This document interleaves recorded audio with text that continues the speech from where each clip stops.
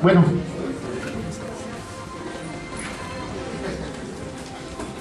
ya empecé mal. Dije bueno y se paró el maestro bueno, el pintor. ¿No? ¿Cómo digo entonces? Buenas tardes, buenas tardes. La verdad que estoy profundamente emocionado ser copartícipe de la presentación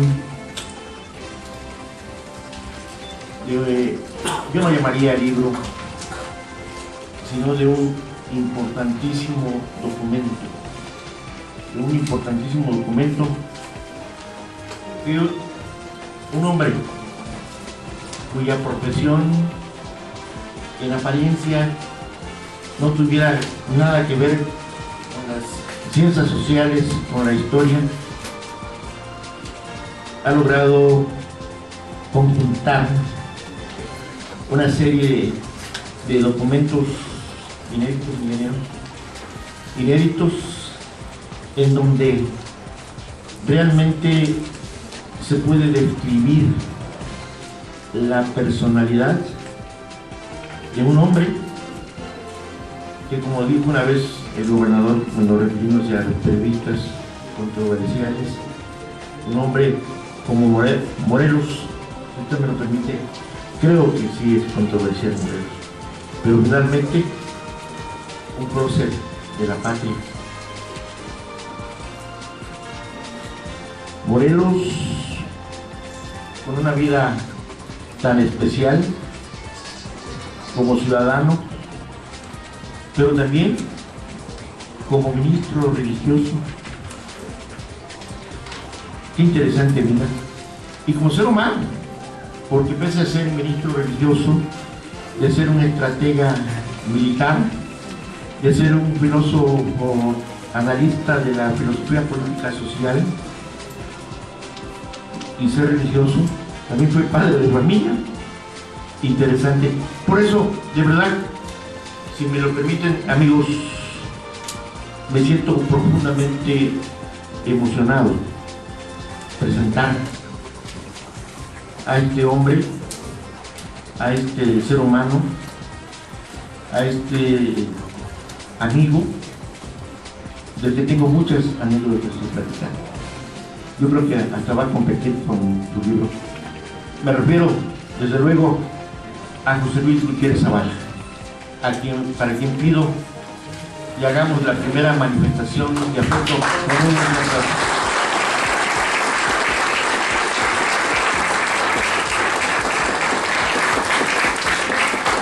Hacemos la invitación al profesor Silvino para que pase.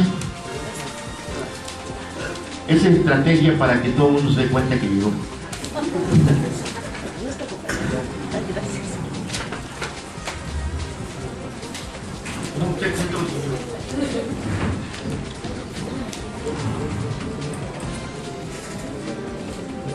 Decía, gracias maestro Silvino, también un intelectual, autor de diferentes libros, sobre todo algunos sobre Ecatepec, muy interesantes, recopilación de información, que con todo respeto le pedía al ingeniero Gutiérrez Zavala me permitiera invitarlo, pues para que entre los dos podamos hacer algunos comentarios sobre la personalidad de mi amigo José Luis Gutiérrez Zavala.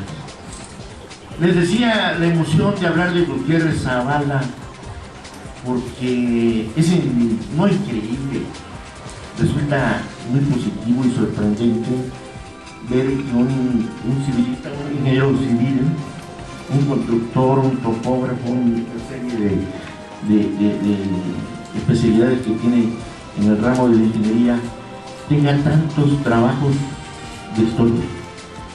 Por ejemplo, es parte de la Academia de Historia de Ecatepec. Es investigador en el Centro de Estudios Mesoamericanos de enero de 1994 a la fecha. Él se define como historiador local de Ecatepec en el Consejo de Cultura de Ecatepec de mayo de 1997 al 98. Director y fundador del Centro Documental de Historia de Ecatepec, AC, de julio de 1999 a la fecha. Es muy importante que este municipio, en donde se especula, vivimos cerca de 3 millones de habitantes, que hay un hombre que esté interesado por recopilar la historia que nos dio origen. ¿Por qué? ¿Por qué la importancia? En Ecatepec, lo digo yo que vengo de afuera, carecemos de identidad. Perdónenme si me estoy equivocando.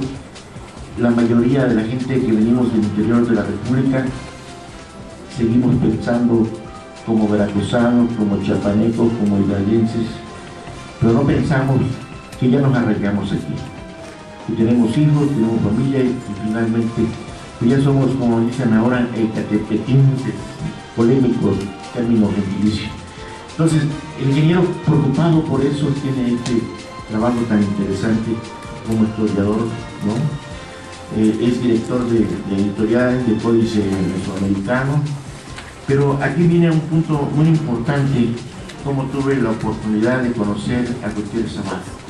Un día, cuando empezaba el periódico mexiquense, bonito pase, el periódico mexiquense, estaba en la oficina y llegó una persona muy propia, muy adecuada, con una hojita en la mano, y me la hizo pasar la secretaria, y vi efemérides en esta. Y quiere decir, es un señor que está aquí fuera, páselo, ¿no? Y románticamente traía una hojita de efemérides de repartiendo usted personalmente, ¿no? Personalmente reproducía en fotostáticas. Vean lo trascendente, lo importante de este romántico.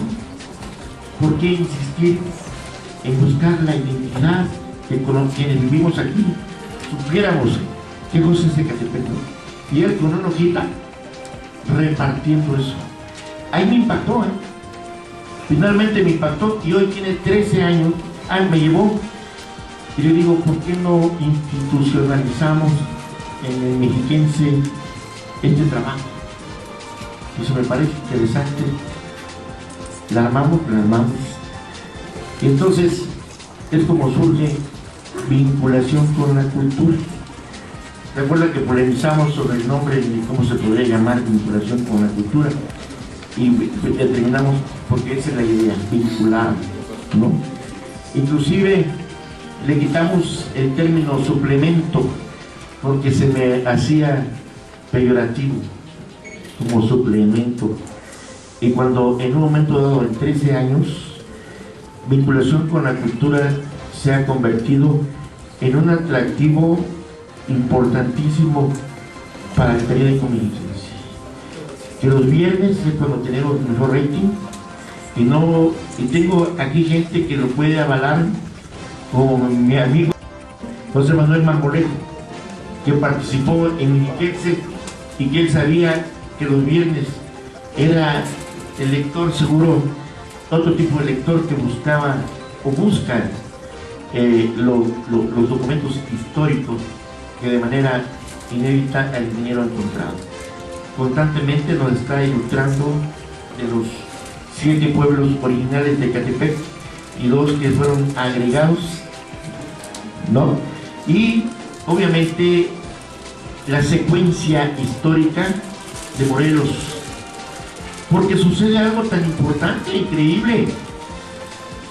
Morelos es el prócer de la independencia, pero un alto porcentaje de la gente que vive en la región y en Ecatepec desconoce que aquí fue sacrificado y que tenemos saturado el nombre de Morelos con Avenida Morelos, Calle Morelos, Jardines de Morelos, Ciervo de la Nación, Clínica Morelos.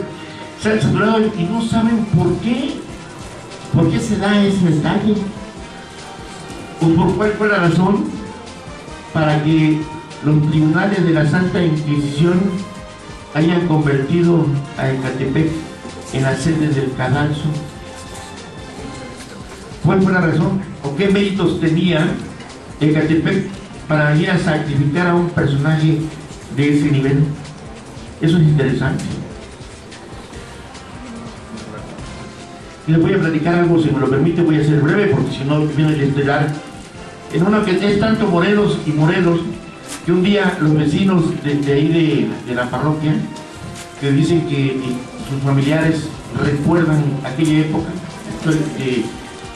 de voz en voz se ha transmitido, que cuando sacrificaron al generalísimo, como le llaman ellos, su cuerpo estuvo expuesto al lado de la parroquia mientras cavaban la tumba, inclusive de ahí derramó su sangre. Entonces, para los nativos de San Cristóbal, ellos tienen un significado tremendo. Y en una ocasión, en la celebración del luctuoso de Morelos, las autoridades hicieron todo un evento, pero se olvidaron ir al lugar de la tumba. Y para los nativos de San Cristóbal, eso fue una gran ofensa. Y alguien dijo que el espíritu de Morelos deambulaba mal por los antecedentes que ha habido de la historia, que no aparecen ni los restos. Y les voy a pedir perdón por lo que voy a comentar. Yo soy un hombre cristiano, amo a Cristo y leo la Biblia, pero como periodista a veces quiere uno indagar. ¿Y qué creen que hice? No lo vean mal, me fui a meter a un centro espírita porque me decían que se aparecían, y efectivamente fui. ¿Y qué creen? Una persona que estaba ahí se durmió y empezó a hablar, a dar una voz que presumiblemente era Morelos, y decía: ya déjenme descansar. Bueno, serio, es verdad. Es más, en Mexiquense está la nota que publiqué en aquella ocasión. Ya déjenme descansar. ¿Por qué? Porque la vida de Morelos fue tumultuosa, fue difícil. Él luchó por la independencia, pero, oh, decepción, su hijo fue del comité que buscó traer a Maximiliano. El hijo hizo todo lo contrario de lo que el papá había luchado. Tanto que cuando finalmente Juárez determina el fusilamiento de las gentes que habían estado con Maximiliano, ahí tuvo un acto de debilidad Juárez, porque lo único que hizo con Juan Nepomuceno Almonte, lo declaró enemigo de la nación y lo mandó al exilio. Y este cuate fue y sacó los restos de su padre y se lo llevó, y ya en Francia se perdieron. De todos los héroes de la nación, el único caso donde no sabemos dónde están los restos es precisamente Morelos, porque su hijo, un traidor a la patria, se lo llevó. Pero bueno, la historia aquí interesante es José Luis Gutiérrez Zavala. Estoy plenamente convencido que hoy, en este solemne evento, nos va a dar una verdadera cátedra de lo que es la ruta de sacrificio de Morelos. Ingeniero, con el respeto y el cariño que usted tenga, que tengo para usted, sé que estamos a punto de escuchar, de recibir una excelentísima exposición sobre la sabiduría de la antigüedad. Pero le voy a pedir a mi amigo el profesor Silvino que nos haga una breve introducción sobre el tema.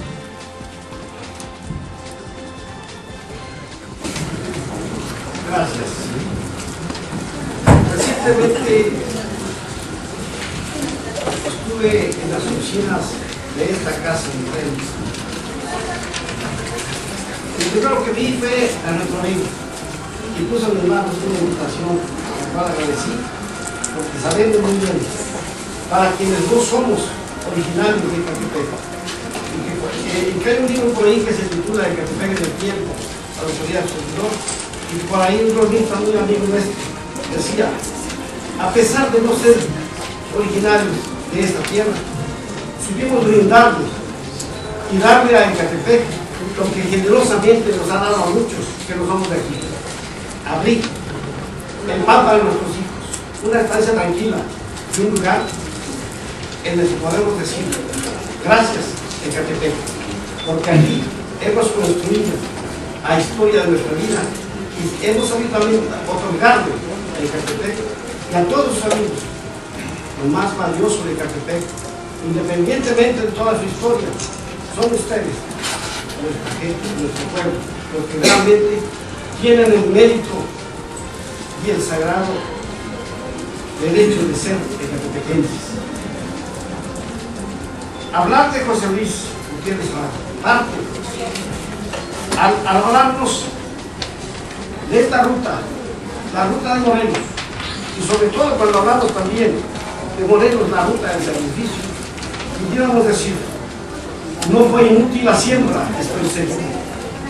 Porque si bien es cierto que hubo errores, también en cambio en el camino oscuro, Morelos se dio pedazos de alma y dio los flores. Y si al final el páramo florece y se torna en vergel a nuestra vida, bendita sea la tierra de Ecatepec, aunque Morelos ya no existe. Por ello,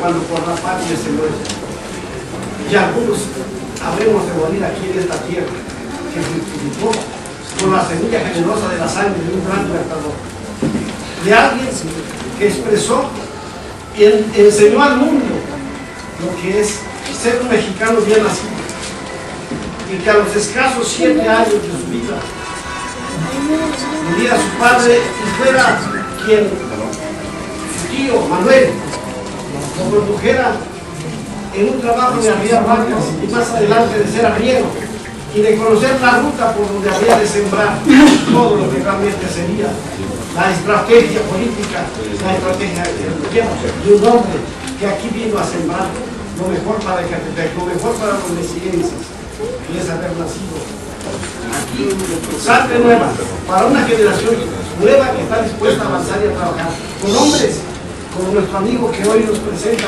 una obra que realmente estamos esperando, porque sabemos que vamos a nutrir más nuestro conocimiento y querer más nuestro pueblo, lo que realmente nos enseñó, lo que realmente es nuestro pueblo, lo que siente, los sentimientos de la nación. Y le decía a algunos amigos hace tiempo, aquí se encuentra un amigo Fernando Caballero, con el que platicábamos acerca de por qué en Ecatepec hay escuelas, como lo decíamos, que llevan el nombre de José María Morelos y Pavón.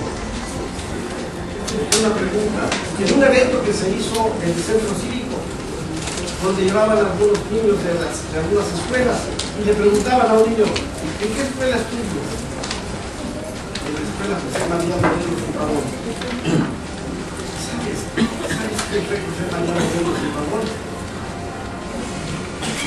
Entonces yo veo a muchos maestros y siendo ecatepequenses, en un Ecatepec de Morelos existan niños, habitantes que no conozcamos esta historia que hoy vamos a hacer. De ahí que surgió también esa idea cuando nuestro amigo Fernando de publicar para todas las escuelas primarias un folleto de la vida, legado y obra de José María Morelos, y que no estamos distantes a unos 3 meses de que sea editado y que podamos hacerles llegar a todos los niños y a todos los que nos lo soliciten como el libro de Ecatepec en el tiempo que no tiene precio.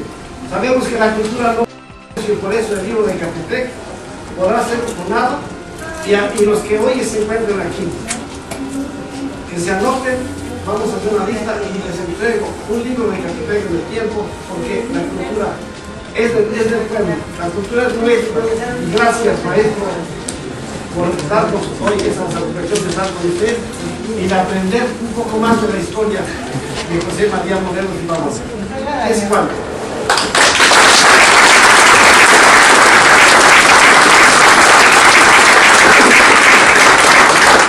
Damos el uso de la voz a nuestro amigo el ingeniero José Luis Gutiérrez Zamora.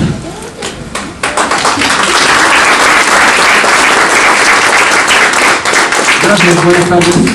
Ante todo, agradezco a todos ustedes que dejando sus ocupaciones cotidianas estén aquí acompañándonos en este día.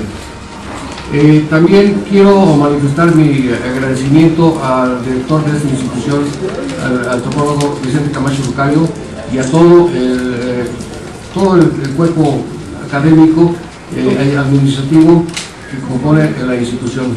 Todos ellos han dado un respaldo y un apoyo total.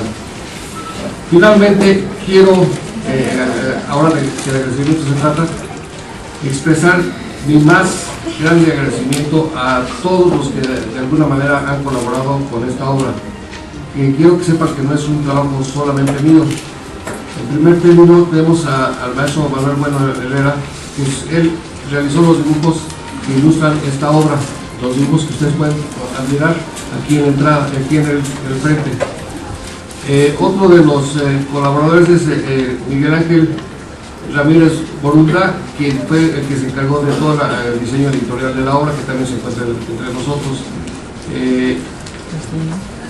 Bueno, son muchos que nos acompañan. Incluso de la misma manera quisiera agradecer a todos y cada uno de ustedes su presencia, pero no quiero incurrir en el error de mencionar algunos y que otros se me pasen. Entonces, les hago extensiva el agradecimiento a todos ustedes. Bien, ya entrando en materia, quiero decirles lo siguiente. Para la realización de este trabajo hubo que, pues, incluso viajar en varias ocasiones a la ciudad de Morelia, en donde una de las satisfacciones que me queda es haber realizado una amistad plena con el director de la Casa Natal de Morelos. También esos andares me llevaron a recorrer parte de la Sierra Madre en el sur, llegando hasta Carácuaro y Nocupétaro, de donde el general Morelos fue sacerdote durante 5 años. Lo importante era sentir cómo eran esos lugares. Son lugares áridos, inhóspitos, en donde él, cuando llega ahí, no había iglesia. Él se da la tarea de construir una iglesia, y si a la fecha todavía esos lugares son los lugares donde la pobreza impera, imaginemos que era hace 200 años, un poquito más que cuando él llegó por allá. Bien, ya entrando propiamente en lo que es la obra que hoy nos tiene por acá, Morelos, la ruta del sacrificio, quiero que sepan ustedes que esto inicia de manera a través de cuando el Congreso y el gobierno insurgente lo comisionan a él para que los proteja. Todos ellos ya estaban acosados totalmente por las fuerzas realistas, entonces ya no estaban seguros ahí. Deciden trasladarse a Tehuacán, en donde toda esa región todavía estaba controlada por el general Guadalupe Victoria y por Mediterráneo. Entonces ahí hubieran estado perfectamente a salvo. La primera parte de todo este trayecto es la salida de Uruapan el 29 de septiembre de 1815, cruzando por toda la Sierra Madre del Sur, en esa parte que yo les mencionaba. Tanto el general como todos los soldados que estaban bajo sus órdenes, esa zona les era perfectamente conocida y sin mayor problema. Pero recordemos que, por ejemplo, los diputados, los que integraban el Poder Ejecutivo y el mismo Poder Judicial, no estaban acostumbrados a la vida de campaña, y muchos de ellos incluso partieron con sus familias, con sus saberes personales, que aunque redujeron a lo mínimo, pero entonces no era carga que llevaban. Y dentro de esa carga, lo más importante y lo más valioso eran los archivos del Congreso y del Poder Ejecutivo. Algunos de esos archivos desafortunadamente se perdieron precisamente en toda esa epopeya. Algunos todavía podemos conocerlos en el Archivo General de la Nación. Bien, todo este recorrido les lleva aproximadamente 45 días para llegar a la ciudad, a la pequeña población de Temalaca, perdida en el estado de Guerrero. Es una población que queda escasa hora y fracción de la ciudad de Iguala. Y quiero también aquí hacer un paréntesis.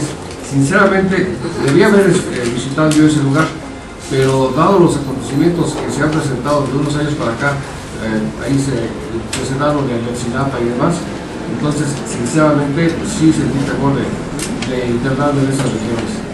Bueno, será como yo les decía, la llegada a Temalaca. En ese lugar, en las cercanías, en una población que se llama Telango, vivía un personaje que tenía el nombre de Matías Carranco.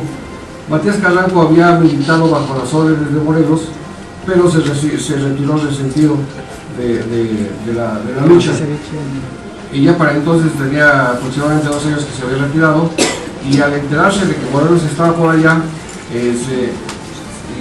sabiendo que también las tropas realistas estaban en las cercanías, emprende el viaje hacia ellos y le ofrecía al teniente coronel Manuel de la Concha de llevarlo a donde estaba Morelos, cosa que cumple, y finalmente lo llevan. Se hace una batalla que bajo otras condiciones para Morelos no hubiera representado mayor problema, pero en ese momento sus fuerzas sus efectivos eran muy pocos, el armamento también, entonces todos estaban en desventaja, y además, pues recordemos, él estaba protegiendo al Congreso, Gobierno y Poder Judicial. Ya sabiendo que se acercaban por ella, les dice, da la instrucción para que se adelanten, y él, en compañía de don Nicolás Bravo y del brigadier Lobato, emprende la retaguardia, se quedan en la retaguardia para protegerlos. En una breve y sangrienta lucha, pues pierden. Es la primera derrota fuerte.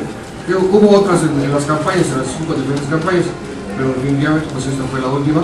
Fue cuando lo hacen prisionero, fue cuando realmente él sabe que ya no depende para nada, su suerte ya depende de lo que sus enemigos decidan.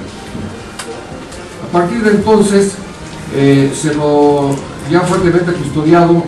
Al día siguiente, bueno, por principio de cuentas, lo obligan a que presencie el fusilamiento del 27 de las gentes más cercanas a él, gentes que pues él había conocido durante varios años, con las que había combatido codo a codo, y pues lo obligaron a presenciar el fusilamiento de todos ellos.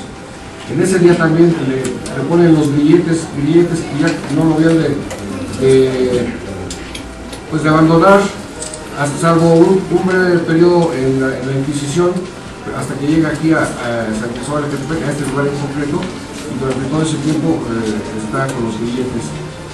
Se hace todo el traslado que les menciono hasta llegar a Cuernavaca.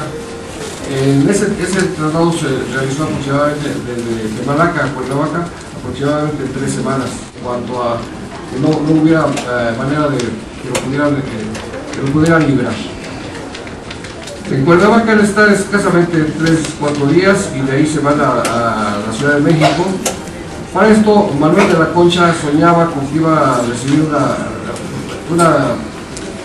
un recibimiento apoteótico, como un héroe que había pues capturado al peor enemigo del rey, cosa que el mismo virrey le impide, porque le dice que lo llegue a la Ciudad de México a la mayor brevedad.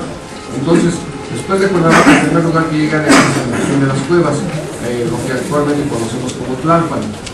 Ahí en Tlalpan están escasamente unas horas, llegan en la tarde y se van en la madrugada del día siguiente para llegar al Palacio de la Inquisición.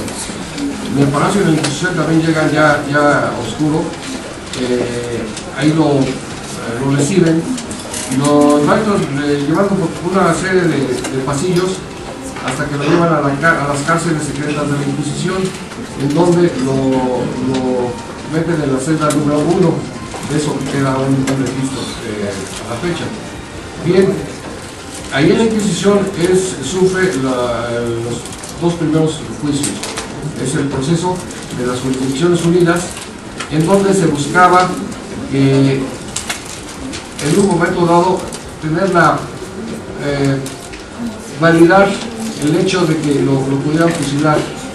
De antemano el proceso ya estaba definido, ya se sabía cuál iba a ser el veredicto, pero sin embargo, por cuidar las formas, empiezan a hacer una serie de cuestionamientos en los juicios, y él, de acusado, se convierte en acusador, porque por principio de cuentas, él, al preguntarle a sus generales, a su nombre, lugar de nacimiento y demás, y él dice que es el general del ejército insurgente, que él había sido generalísimo, es decir, jefe del poder ejecutivo, y que por lo consiguiente ese tribunal no era competente para juzgarlo a él, tenía que ser en otras instancias. De eso hacen caso omiso y siguen adelante con el juicio. Pero además, una de las acusaciones más importantes es la que le hacen de que él era traidor al rey. Sin embargo, él lo rebate, diciendo que realmente el traidor había sido el rey, porque al sentirse acusado por Napoleón, se rinde y lo lleva a Napoleón a Francia. Entonces el rey abandona su puesto sin presentar lucha, ni mucho menos, y mínimo tenía que haber hecho lo mismo que Morelos, pelear hasta la muerte si era necesario. Esa era su obligación como jefe de Estado, cosa que no hizo, y se lo llevó se abandonó España. Entonces se llega acá, y bueno, pues aquí ya viene el desenlace que todos ustedes conocen, que es lo que nos tiene en este momento, y por lo que se escogió este lugar para la presentación de este libro, y el funcionamiento y demás. Previo, como les mencionaba, todos los diálogos históricos que tuvieron ambos personajes. Ya como colofón de esta obra, también hablamos de lo que es qué suerte tuvieron todos y cada uno de los que contribuyeron de todos los verdugos de Morelos. Y para no extenderme mucho, el que más resulta pues esclarecedor es el de la suerte que tuvo Concha, Manuel de la Concha. Él, cuando se da la independencia, temeroso de su vida, decide regresarse a España. Para esto pues, debía trasladarse al puerto de Veracruz y debía embarcarse, cosa que nunca sucede, porque en Jalapa lo asesinan, nunca se supo quién, cómo y por qué, y obviamente tampoco se investigó más a fondo. Entonces, y no les voy a decir que la suerte de los demás fue tan trágica, pero tampoco fue tan buena. Entonces, de una forma o de otra, todos los verdugos de Morelos tuvieron un mal final. Así a grandes rasgos es lo que pudiera yo decir de esta obra, y reitero los agradecimientos de que ustedes por y pues, buenas tardes, muchas gracias.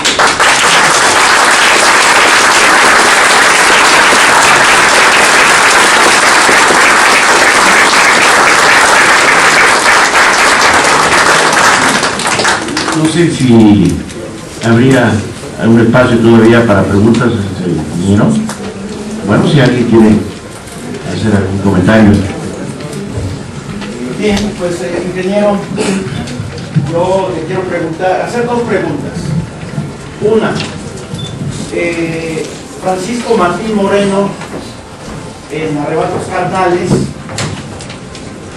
dice que Morelos sufrió una gravísima tortura, no solo como esta gran ilustración de nuestro gran pintor y amigo Manuel Bueno, donde vemos que le están raspando las manos con ese filoso cuchillo, sino una tortura terrible que llegó aquí en condiciones físicas tremendas.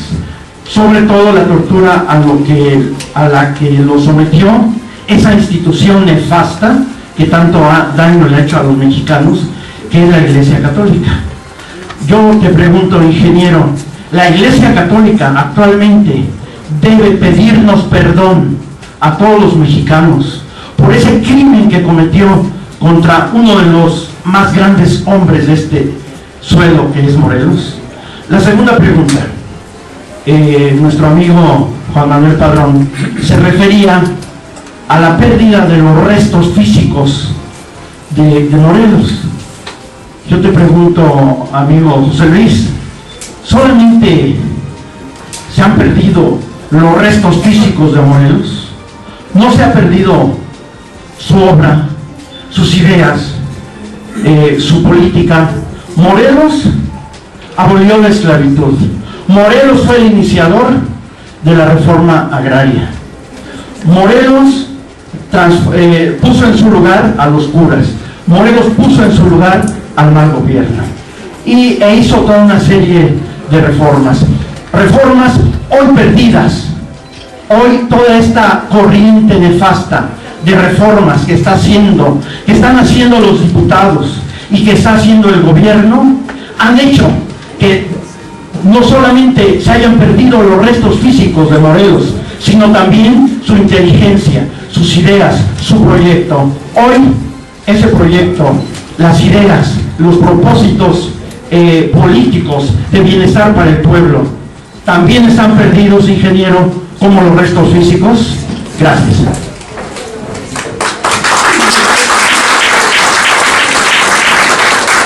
Bueno, vamos por partes. La primera, me decías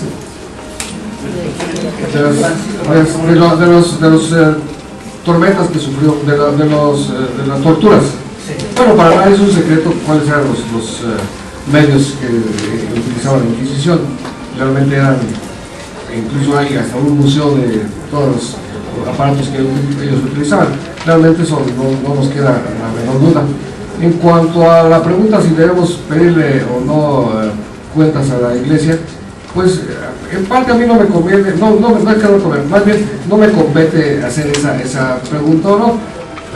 Yo de hecho sí estoy de acuerdo contigo en que podríamos hacerle, pero pues sabemos que ese poder es intocable y que no se le hace nada. De hecho, incluso ellos dicen que Morelos nunca, o sea, niegan que se haya sido degradado y excomulgado, pero en el Archivo General de la Nación están los documentos. No es que yo lo diga o lo diga mi amigo o mi compadre, ahí están los documentos, entonces no se pueden negar. La segunda parte, tienes razón en cuanto no solamente los restos de Morelos están perdidos, también sus ideas plasmadas en los sentimientos de la nación. Los sentimientos de la nación es un documento en donde él lo dicta directamente al colegio Domínguez. Bueno, lo dicta él, lo dicta de corrido, salvo un párrafo que después no le quedó claro.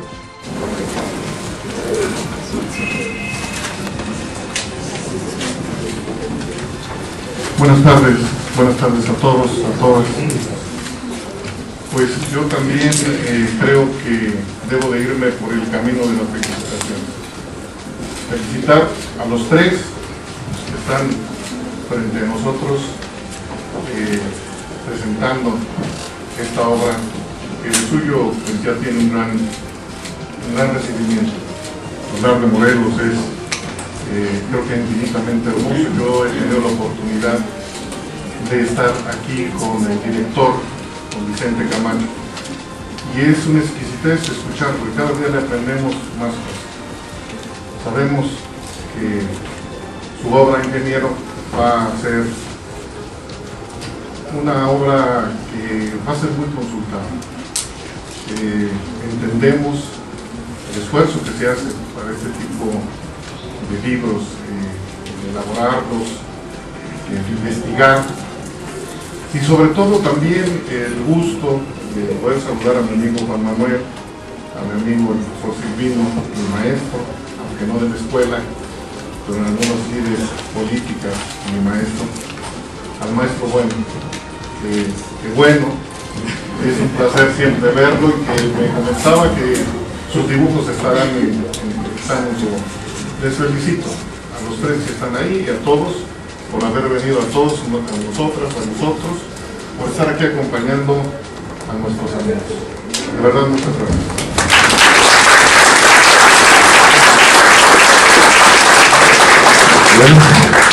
Bueno, ahora sí voy a hacer un comercial, vale un comercial, con todo gusto, voy para allá.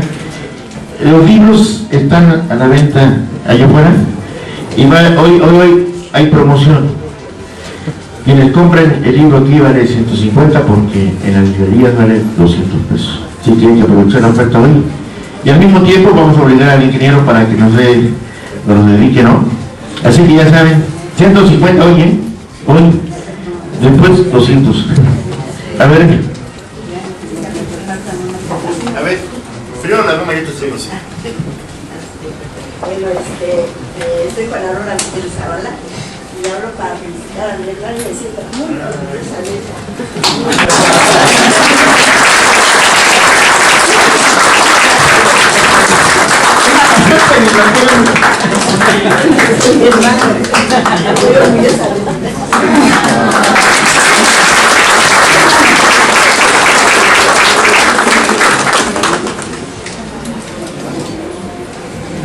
Buenas tardes, ingeniero, buenas tardes a todos.